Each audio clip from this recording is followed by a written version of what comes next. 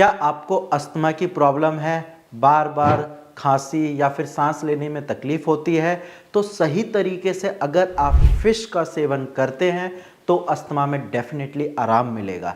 Hello and नमस्कार, मैं doctor Himanshu Parashar. आज इस वीडियो में आपको बताऊंगा कि सही तरीके से फिश कैसे खानी है और फिश खाने से आपको क्या क्या फ़ायदा मिल सकता है और कैसे सही तरीके से अगर आप फिश खाते हैं तो आपकी अस्थमा की प्रॉब्लम कम हो सकती है। तो चलिए वीडियो को स्टार्ट करते हैं। सबसे पहले आपको ये पता होना चाहिए कि अस्थमा की प्रॉब्लम होती क्या है। तो देखो, अस्थमा एक क्रॉनिक रेस्पिरेटरी इन्फ्लेमेटरी डिजीज़ है, यानी कि ये आपकी सांस की प्रॉब्लम होती है जो कि काफ़ी लंबे टाइम से चल रही होती है। ये अक्सर एग्रावेट होती है विंटर्स में, या फिर आपको धूल मिट्टी में जाने से ये चीज़ें एग्रावेट होने लगती है। इसमें होता क्या है, तो आपके जो एयर पैसेज है उसमें स्वेलिंग हो जाती है, और स्वेलिंग होती है क्योंकि इन्फ्लेमेशन की प्रॉब्लम होती है। साथ में सांस लेने में तकलीफ़ होती है, बार बार सीटी जैसी आवाज़ आती है, खांसी होती है और म्यूकस फॉर्मेशन भी होता है।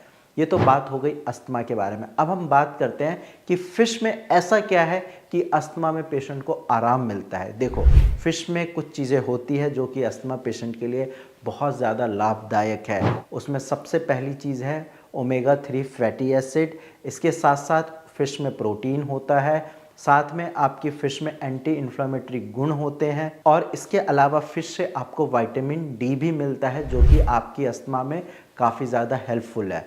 अब हम बात करते हैं कि कैसे एक फ़िश आपकी अस्थमा की प्रॉब्लम को कम कर सकती है। तो देखो, फ़िश में बहुत सारे गुण होते हैं जो कि मैंने आपको बताए हैं।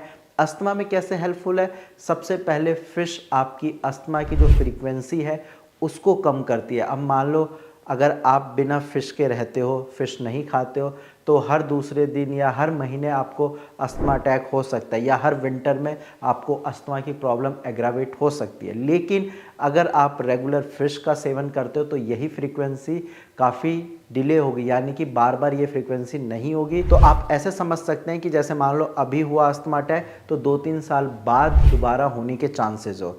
तो देखा आपने, एक फ़िश खाने से 2-3 साल का गैप आ जाता है। इसके साथ साथ आपकी इम्यूनिटी स्ट्रांग होती है। जी हाँ, अस्थमा में बहुत सारे पेशेंट एलर्जी से एग्रावेट हो जाते हैं और उनकी इम्यूनिटी कमज़ोर होती है, लेकिन जब आप फ़िश खाते हैं तो आपकी इम्यूनिटी स्ट्रांग होती है, आपके अस्थमा की फ्रीक्वेंसी कम होती है। साथ में जो आप धूल से एग्रावेट होते हो या धुएं से एग्रावेट होते हो, अगर आप रेगुलर फ़िश खाते हो तो उसमें भी कमी आती है, और जब आप ऐसी चीज़ों से एग्रावेट नहीं होते, आपकी बॉडी ऐसे एलर्जी को टॉलरेट कर लेती है, तो फिर अस्थमा में भी आराम मिलता है।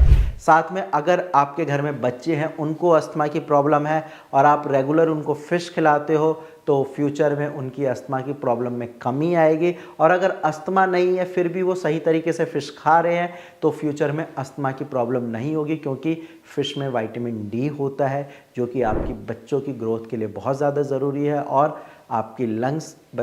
आपके बच्चों की लंग्स की ग्रोथ के लिए ज़रूरी है।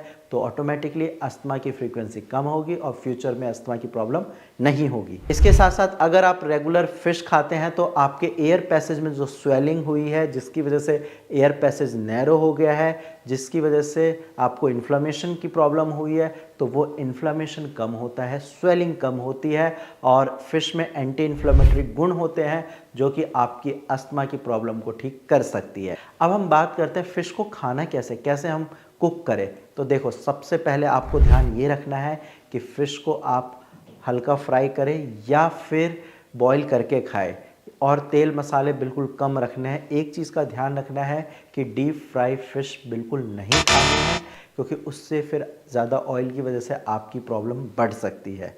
इसके साथ साथ कौन सी फ़िश खा सकते हैं, तो आप रेहू खा सकते हैं, साल्मन फ़िश खा सकते हैं।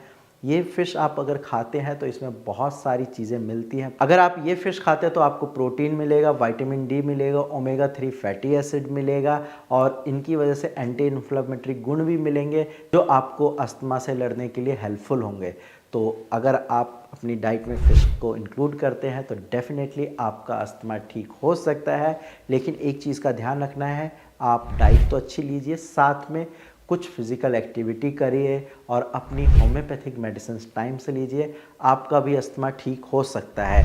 आज की वीडियो में इतना ही। अगर आपको या आपके किसी चाहने वालों को अस्थमा की प्रॉब्लम है तो नीचे दिए गए नंबर पे आप कॉल करके फ्री में कंसल्टेशन कर सकते हैं।